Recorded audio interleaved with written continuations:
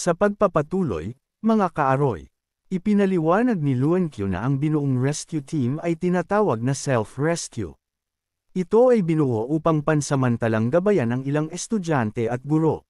Nang malaman ko na mayroon akong espesyal na abilidad, itinaas ang aking katungkulan, subalit simple lamang ito, hindi tulad ng sa iba. Ang nais ko lamang naman ay maghintay sa tunay na rescue team. Bulalas naman ni Mo, ang X-City ay masyadong malaki kaya normal lang na magkaroon ng mga voluntaryong grupo. Dagdag pa niya, gaano karami pang survivor ang naroon sa city. At ang dami ng mga zombie. Tanong ni Mo, ang tinig ay puno ng pag-aalala. Napaisip naman si Luankyo. Sagot nito, ang boses ay seryoso, base sa statistics noon, mayroong 55,000 estudyante kasama na ang mga taga-faculty. Kasama na rin sa bilang ang mga estudyanteng wala na sa campus. Sa palagay ko, nasa 40,000 ang bilang ng natira. At ang bilang ng mga zombie sa ngayon ay nasa 30,000, at ang mga survivor ay nasa 3,000. Napangiti si Mo at naisip, ang puso'y puno ng kaba at excitement, 30,000 zombies. Napakarami, at siguradong madami ring mutant zombies doon. Kung makakarating tayo sa X-City, para na rin tayong papasok sa pugad ng mga zombie. Isang mapanganib na misyon, ngunit kailangan niyang gawin ito para sa jail. Ang 300 survivors, nasa pangangalaga ba sila ng inyong self-rescue team? Tanong ni Mo, ang boses ay may pag-aalala. Hindi, sambit ni Luankyo, ang boses ay may bahid ng lungkot. Wala kaming kontrol sa kanila. Ni isa ay walang sumama sa amin. Kaya naman ang mga tao ng rescue team ay nagkalat sa buong campus. Hindi ba't maraming team na katulad ng sa inyo sa X-City? Tanong ni Mo. Tama, mabilis na tugon ni Luankyo. Ang pinakamalaking team ay binubuo ng 200 katao. Ang supply sa campus ay limitado kaya sa palagay ko, ang iba sa kanila ay nabahala na tumakas. Dagdag pa niya, ang boses ay puno ng pagkadismaya, 30 katao ang nabibilang sa aming grupo, ngunit sa huli, 10 lang ang nagawang makalabas. At ngayon, kami na lang ni Shibin ang natira. Isang halo ng pagod at pagkadismaya ang makikita sa mukha ni Shibin. Familiar ka sa pasikot-sikot sa lugar na iyon? Seryosong tanong ni Mo kay Luankyo. Tumango si Luankyo, wika naman ni Mo, ngunit mahirap para sa iyo na maging gabay sa daan dahil sa iyong kalagayan, aniya, ang boses ay puno ng pag-aalinlangan. Nagbibiro ka ba? Masyado siyang mahina, subalit gusto mo pa ring gawin niya iyon para sa iyo. Sigaw ni Shibin, ang boses ay puno ng pag-aalala. Isang matalim na tingin ang ipinukol ni Mo kay Shibin. Shibin, tumahimik ka. Sigaw ni Luankyo, ang boses ay may awtoridad. Napahiya si Shibin at nanahimik. Humingi ng paumanhin si Luankyo sa pagiging neurotic at stubborn ni Shibin. Alam ko, masyado lang siyang nag-aalala para sa iyo, mahinahong sagot ni Mo. Sa katunayan, sabi ni Shibin, ang mukha ay namumula. Kami ay mag-partner. Hindi ako makakarating dito kung hindi niya ako pinuprotektahan sa mga panahong iyon. Kaya nag-aalala ako para sa kalagayan niya. Bahagyang napangiti si Mo, talaga ba? Isang matinding galit ang sumabog sa dibdib ni Mo. Ano ang gagawin mo sa kanya? Ikulong siya rito at panoorin siyang mamatay. Anong sinabi mo? Naiinis na sambit ni Shibin. Tumahimik ka na kung ayaw mong matalo ulit. Sigaw ni Luankyo, ang mga mata ay nanlilisik. Isang matinding katahimikan ang bumalot sa kanila. Nagkatitigan sina Luankyo at Shibin, ang tensyon ay kapansin-pansin. Iniwas ni Luankyo ang tingin kay Shibin. Sambit pa ni Luankyo, hindi mo nga kayang talunin ang dalawang babae, hindi pa kasama si Mo. Anitong dismayado, dahil dito natahimik si Shibin at Nena sa kanyang sarili. Hindi ko gustong gumawa ng gulo sa inyo. Bigyan niyo lang ako ng mapa at magiging patas na tayo, sabi ni Mo, ang boses ay kalmado ngunit determinado. Hindi, ako'y sasama sa inyo. Matigas na sagot ni Luankyo. Sa narinig ni Shibin kay Luankyo na gusto nitong sumama, bulalas nitong may paalala, ano? Hindi maaari, masyado nang mapanganib sa school, hindi ka maaaring pumunta doon. Wika nito nang may mataas na tinig. Tangan naman ni Luankyo. May seryosong buntong hininga. Lumipas na ang mga araw at ang sakit ko ay lumalala. Hindi ko pa gustong mamatay dahil lang sa sakit, sambit nito habang ang katawan ay nanginginig. Dahil sa narinig, hindi na nakapagsalita si Shinbin, ninas sa sarili. Sambit naman ni Luankyo kay Mo, huwag kayong mag-alala, hindi ako magiging pabigat. Nariyan si Shinbin upang protektahan ako. Ituturo ko ang daan at sasabihin ko ang sitwasyon sa campus. Mayroon lang akong isang kondisyon, sasamahan ko lang kayo hanggang sa campus clinic. Pagtatakang tanong ni Mo, ano?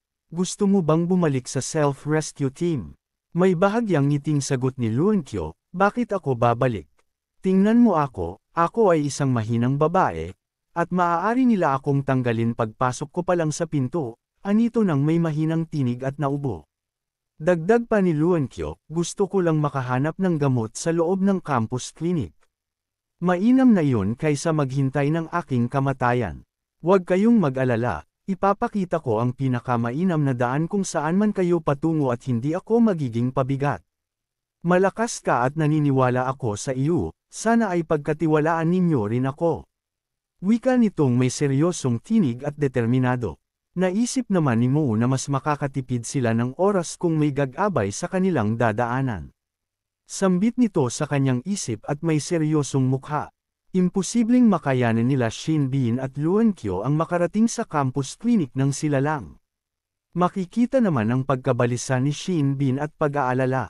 Sambit pa ni Mo sa kanyang isipan, si Luankyo ay napakatalino, itataya niya ba ang sarili niyang kaligtasan sa walang katuturan? Alam niya ang patas na palitan, ibig sabihin lang nito ang kanyang negotiation mindset ay sakto sa patakaran ng Doomsday. Makikita naman ang seryosong at determinadong mukha ni Luankyo at napatayo. Sinabihan naman ni Mo itong, umupo ka, liliwanagan ko lang ang isang bagay. Kung may masamang mangyayari dahil sa kawalan ninyo ng pag-iingat at aksyon, ang magiging prioridad ko ay ang aking mga kasamahan. Napangiti si Luankyo at may mahinahong tinig na sagot, tingnan mo ako, anong klaseng nais na aksyon pa ang aking magagawa.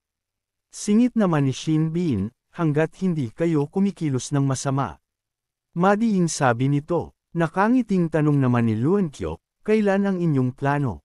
Mahinahong tugon ni Mo, huli na para sa araw na ito, nagpaplano akong maghanap ng pansamantalang mapapahingahan at alamin ang sitwasyon. Muling napangiti si Luankyo at sinabing, bakit hindi na kayo dito magpalipas ng gabi? Bagamat ito ay maliit, subalit walang zombie dito. Pang-aasar naman ni Shinbin, noon wala, subalik. Ngayon ay mayroon ng dalawa. Napakamalas naman. Ganun pa man, sumang-ayon din si Mo. Bulalas naman ni Luankyo, sa palagay mo, maraming tao kaya ang nagtataglay ng special na abilidad. Anito nang may kuryosidad, nabanggit naman ni Mo nang may seryosong mukha, special ability holder. Pumasok naman sa isip ni Mo, sa ngayon, ang tanging nakilala ko na may espesyal na abilidad ay si Wang Lin at Lin Luankyo, maliban sa akin. Ang abilidad ni Wang Lin ay useless kumpara kay Luankyo, subalit ang kondisyon ni Luankyo ay talagang nakakabahala. Maswerte ako at nagkaroon ako ng abilidad na kumontrol ng mga zombie. Kaya naman, tugon ni Mo habang bahagyang napailing, natatakot ako, mayroon lang iilan. Mahinahong sagot ni Luankyo nang may pagkabahala, totoo ba? Ganun din ang nasa isip ko. Sambit pa nito, sa aking nalalaman, mayroon pang isang special ability holder sa campus maliban sa akin, subalit ang lalaking ito ay may hindi nais na pag-uugali kaya naman mas mainam na wag mo na siyang makilala. Anito nang may pag-aalala? Sabi ni Mo, dalawa lang sa 3,000 survivors. Napakaliit naman ng posibilidad. Pagtatakang wika nito, mahinahong tanong naman ni Mo kay Luankyo, paano mo nakuha ang iyong espesyal na abilidad? Ang mukha ay seryoso. Sagot naman nitong, hindi ko alam, maaring ito ay inborn. Ano, ganoon din ba ang sa iyo? Balik na tanong nito, sumang-ayon naman si Mo. Sumagi naman sa isip ni Mo na ang mga special ability holders ay isa pa ring misteryo, meron lang silang napakaliit na impormasyon dito. Kaya naman naisip na rin ni Mo na iisang tabi muna ito, at mag-focus kung paano ito ay utilized. Sa pagpapatuloy, sinabihan ni Mo sina Luan Q at Shin Bin na magpahinga na doon at sila ay maghahanap ng isang kwarto. Inutusan naman ni Luan Q si Shin Bin na magbantay ngayong gabi. Ako, biglang sagot ni Shin Bin. Natawa naman si Luan Q at sinabing, oo, ikaw. May problema ba? Tugon naman ni Shin Bin nang may pilit na tawa, wala naman. Napangiti naman si Mo at wika nito sa kanyang isip, si Shin Bin ang pinagbantay niya, binigyan niya ba ito ng pagkakataong magbigay ng magandang impresyon? Nakangiting sambit naman ni Mo. Sige, mas mainam kung may isang lalaki ang magbabantay sa gabi. Masayang pang-aasar nito habang papalabas ng pinto. Nang makaalis si Mo, naiinis na wika ni Shin Bin, tingnan mo siya. Sagot naman ni Luan Q nang may mahinahong tinig, ay trinato niya ako ng maayos matapos ang lahat.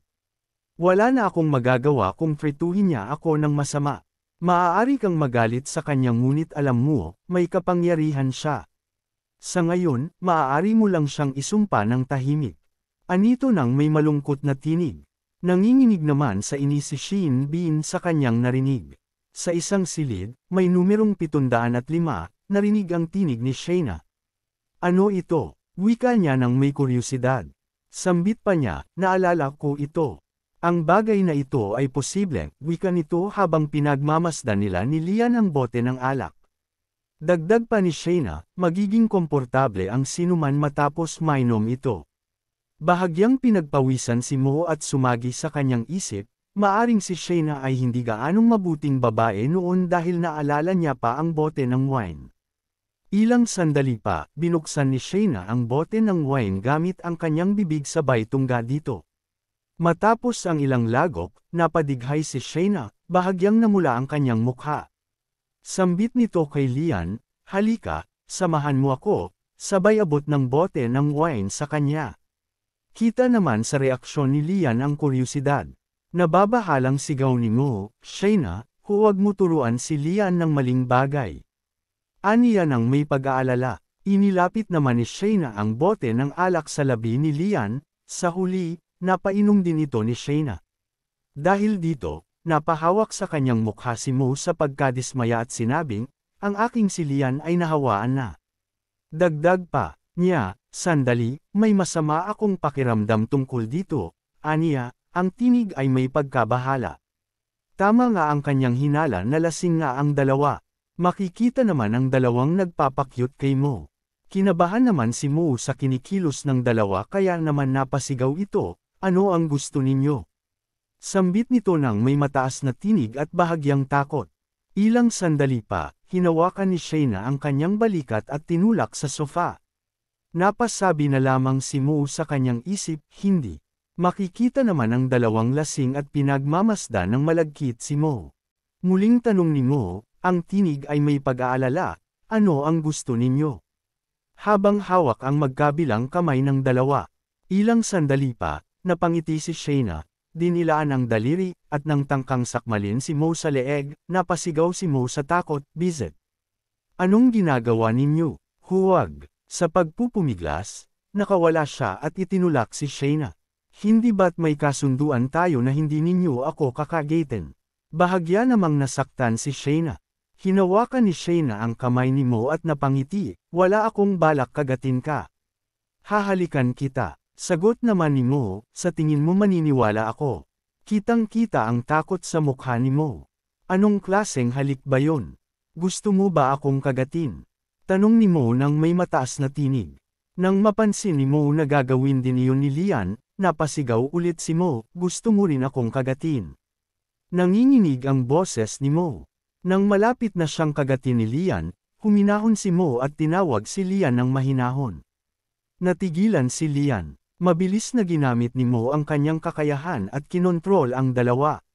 Matapos ang tensyon, napabuntong hininga si Mo at sinabing, ang alak ay nagdudulot ng pagkagulo sa inyong mga instinct, kaya sa susunod, hindi ko na kayo hahayaang uminom.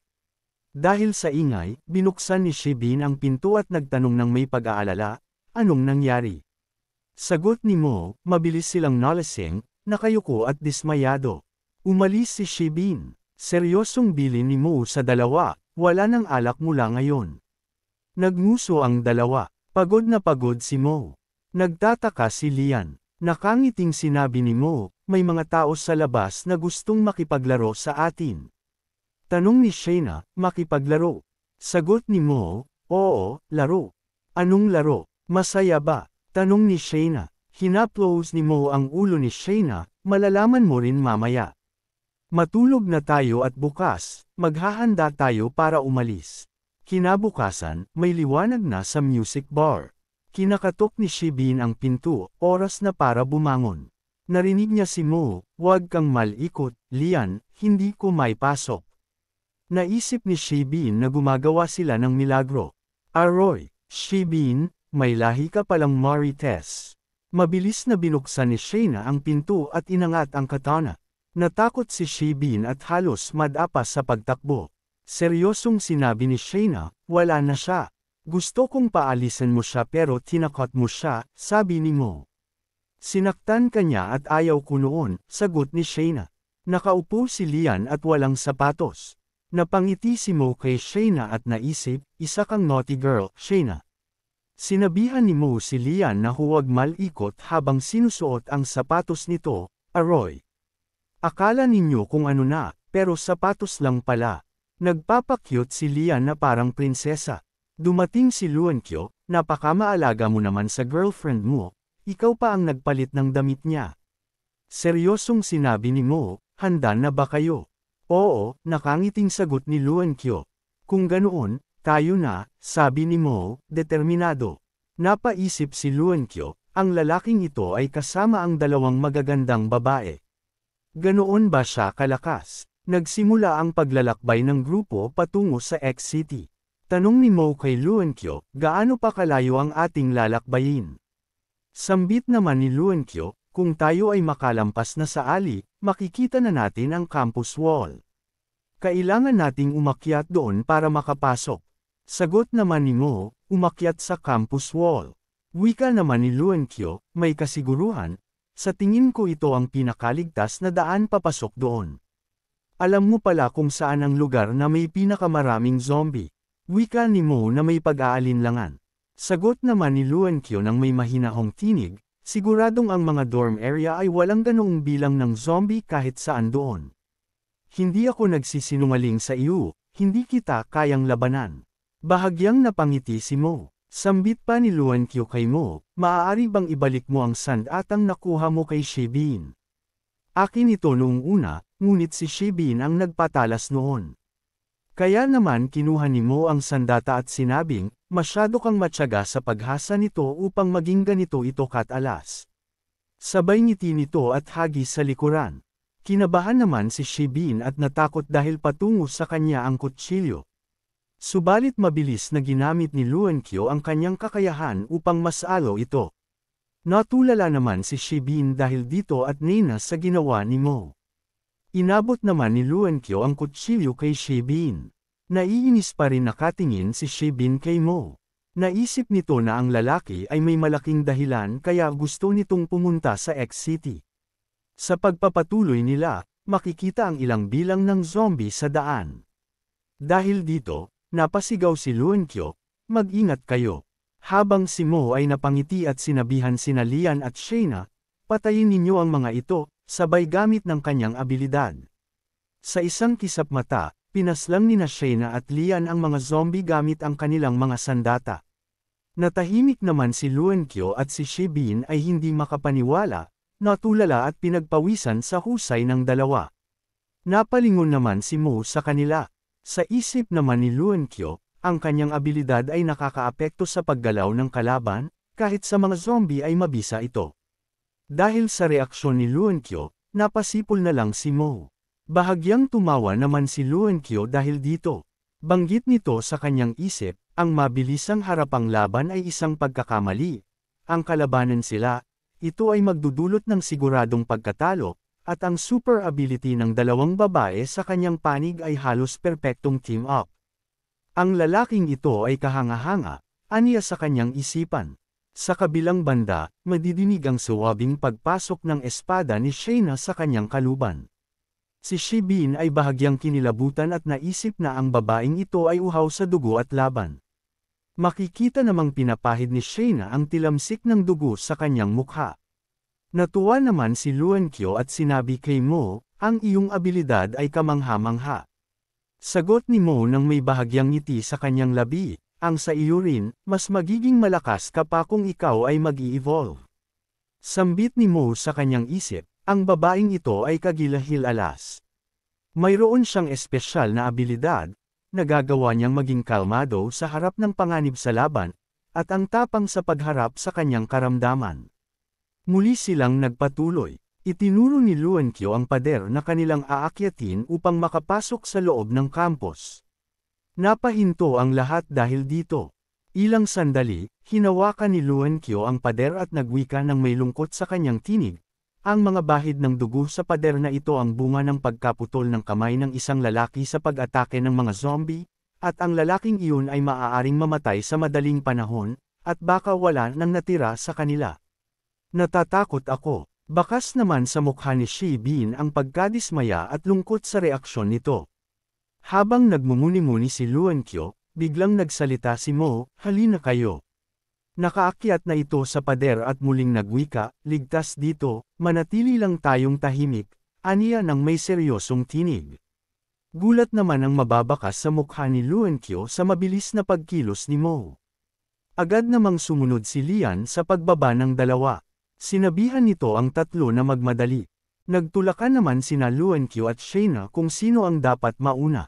Matapos noon, napagpasyahang mauuna na si Luankyo, kaya naman pumwesto na si Shibin upang alalayan ito. Ginamit niya ang kanyang kamay upang suportahan ang pag-akyat ni Luankyo. Matagumpay namang nakaakyat ito at sinabing, nariyan na ako.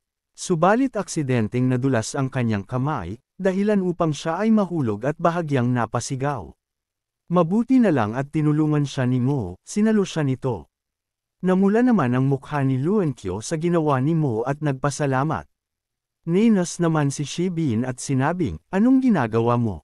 Sinabihan naman ni Luankyo ito, huwag kang maging praning, tinulungan niya ako. Kung hindi dahil sa kanya, tuluyan na akong nabalian. Nakangiti naman at tahimik na nakikinig si Mo sa dalawa. Lalo namang nena si Shibin, habang si Shayna ay nakababa na rin. Nang makalapit si Shayna sa kanya, bulalas nito, hindi ko gusto ang iyong ekspresyon, aniya ng may seryosong tinig at pagkainis. Bahagyang pinagpawisan naman si Shibin dahil dito. Dagdag pa ni Shayna, pag nakita ko pa ulit ang ganyang ekspresyon, sasampalin ko ang iyong mukha. Lalo namang natakot si Shibin. Napakagatlabi na lang ito at natahimik. Sa pagpasok ng grupo sa loob ng campus, tanong ni Mo nang may mahinang tinig kay Luankyo, gaano tayo katagal maglalakad sa gubat na ito? Seryosong sagot ni Luankyo, 7 hanggang 8 minuto. Ang lugar na ito ay ligtas, hindi na natin kailangan lumiko, diretso lang.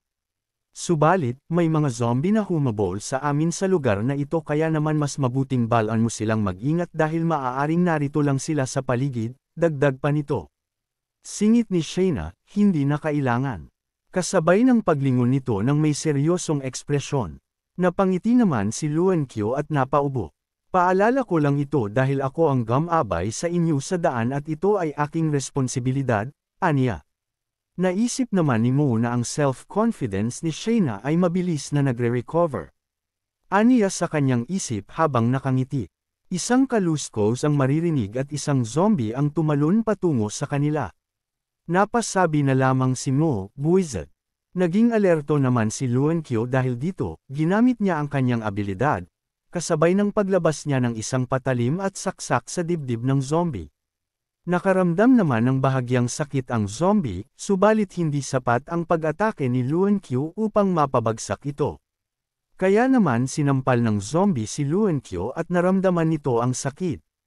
Nang muling aatakihin ng zombie si Luankyo, isang kutsilyo ang tumagos sa ulo nito, gawa pala ito ni Lian. Natulala naman si Luankyo sa pangyayaring iyon. Nilapitan naman ni Shibin si Luankyo at nag-aalalang nagtanong, ayos ka lang ba? Sagot nito habang nakaupo, Okay lang ako. Tuluyan namang bumagsak ang zombie dahil sa ginawa ni Lian. Sa pagtayo ni Luankyo, nagpasalamat ito kina Mo. Wika naman ni Mo nang may seryosong ekspresyon, ayos lang, basta't gabayan mo lang kami sa daan. Ang panatilihin kang ligtas ay aming responsibilidad. Ngunit, napasigaw si Shibin habang pinagmamasdan ang zombie. Bulalas nito, ito ay si Liu Chuan. Hindi siya kinain ng zombie, siya ang naging zombie. Dahil dito, sinampal siya ni Mo at sinabing, manahimik ka. Ang tinig ay may bahagyang lakas. Bakit ka sumisigaw? Paano kung maging dahilan ito ng pagkaakit ng iba pang zombie? Sabay talikod at sinabing, isa kang moron. Inis naman ang mababakas na reaksyon ni Shibin. Malungkot na wika ni Luankyo, sinabi ko naman sa iyo noon, huwag kang magpadalos-dalos. Natahimik naman si Shibin at napayuko. Naisip ni Shibin, magpadalos-dalos, habang mahigpit na hawak ang kanyang kutsilyo. Makikita ang matinding pagkainis at galit sa mukha ni Shibin at sinambit sa kanyang isip ang pangalan ni Mo. Ngunit naalala niya ang sinabi ni Luankyo. Maaari mo siyang kamuhian, subalit kailangan mo siyang maunawaan, siya ay malakas. Ang tanging magagawa mo lang ay isumpa siya. Dagdag pa ni Shibin sa kanyang isip, ang lalaking ito ay nakadepende lang sa dalawang babae, bakit ganito ang kanyang pinapakita? Sa paglalakad nila, sinabi ni Luankyo nang may mahinahong tinig at panghihinayang, alam ko na ang zombing iyon ay si Liu Chuan, isang miyembro ng aming self-rescue team. Kasama namin siyang tumakas noon. Nang ang lahat ay nagpanik at tumakbo para sa kaligtasan, narinig namin ang kanyang pagsigaw nang siya ay kagatin ng zombie, subalit hindi na namin siya nagawang lingunin at tulungan dahil sa takot. Sagot naman ni Mo nang may mahinahong tinig, tama ang desisyon mo. Dagdag pa nito, kapag nakagat ng isang zombie, magiging katulad na rin nila, kaya wala ka ng ibang magagawa kundi ang tumakbo. Paliwanag ni Mo. Kita naman ang seryosong mukha ni Luankyo habang nakikinig sa sinabi ni Mo. Ito ang realidad ng Doomsday, madiing sambit ni Mo. Napatingin naman sa itaas si Luankyo at sinabing, tama ka. Gusto ko nang bumalik sa normal ang lahat at makita ang dating kalagayan noon. Aniya nang nag-aalala para sa hinaharap. Sambit naman ni Mo nang nakangiti, sa halip na isipin mo ang mga bagay na hindi na mangyayari, kailangan muna nating gawan ng solusyon ang problema. Sa paglingon ni Luankyo, napansin niya ang ilang bilang ng zombie. Kaya naman mabilis na kumilos sina Mo, Lian, at Shayna. Wika ni Mo, nang may ngiti, halina kayo. At bili niya kina Luankyo at Shibin, kayo na ang bahala sa iba. Tanong naman ng nagtatakang si Shibin, bahala sa iba. Habang makikita ang tatlong zombie sa kanyang likuran. Sa kanyang paglingon, napansin niya na ito pala ang sinabi ni Mo. Mabilis niyang inatake ito ng kanyang kutsilyo at napasigaw, buwisit. Kailangan ko ng tulong. Hindi ko kaya patayin ang tatlong zombie. Sa kabilang banda, madali lang pinababagsak ni Mo ang ibang zombie. Makikitang nahihirapan si Shibin sa isang malaking zombie at baka sa kanyang mukha ang pag-aalala. Sandali siyang napalingon kay Mo at wika nito sa kanyang isip, buwisit. Bakit napakadali lang sa kanya ang pabagsakin ang mga ito? Habang pinipigilan niya ang pagsakmal ng zombie, sumagi sa kanyang isip, imposible. Makitang napabagsak na nila Mo ang mga zombie sa kanilang parte. Dahil dito, muling napalingon si Shibin at wika nito sa kanyang isip, bakit ang lalaking ito ay sobrang lakas? Kita sa kanyang reaksyon ang pagtataka. Nang muli siyang balak sakmalin ng zombie, bulong nito sa kanyang isip, kainis. Gusto niya naman akong sakmalin. Halatang nahihirapan si Shibin.